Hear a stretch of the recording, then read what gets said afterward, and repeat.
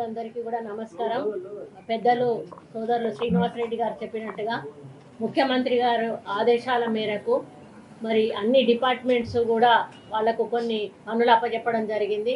ఏ departments ఏ పనులు ఏ టైంలో చేయాలి అని గతంలో మేము ఒక కట్ ఆఫ్ డేట్ పెట్టడం జరిగింది.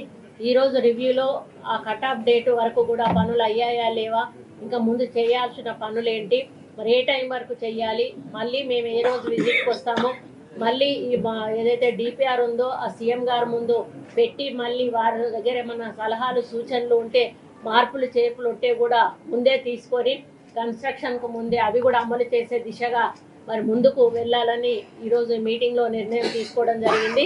ఇది ఎవరి ఇంటికి సంబంధించిన పండుగ కాదు, ఇది మన రాష్ట్రానికి రాష్ట్ర మరి పేరుకు ప్రగతికి సంబంధించినటువంటి గిరిజనులకు సంబంధించినటువంటి ఒక ప్రముఖమైనటువంటి పండుగ.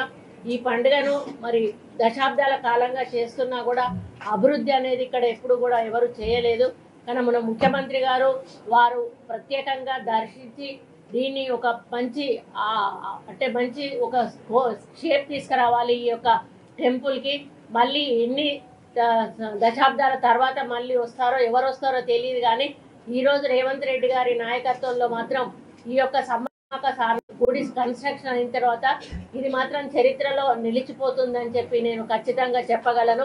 మరి ముఖ్యంగా ఇది ఒక మన రాష్ట్రానికే కాకుండా చుట్టుపక్కల రాష్ట్రాల నుంచి కూడా లక్షలాది మంది వస్తారు. ప్రతిసారి కూడా మేము దీన్ని జాతరగా గుర్తించాలని కోరుతా ఉన్నాము. మరి ఈసారి కూడా మేము అదే కోరుతా ఉన్నాము. కిషన్ రెడ్డి గారు ఉన్నారు, బండి సంజయ్ గారు ఉన్నారు, తెలంగాణ బిడ్డలు. మేము పోయి ఇస్తే మాకు క్రెడిట్ వస్తుందని ఎట్లాగో వాళ్ళు ఒప్పుకోరు.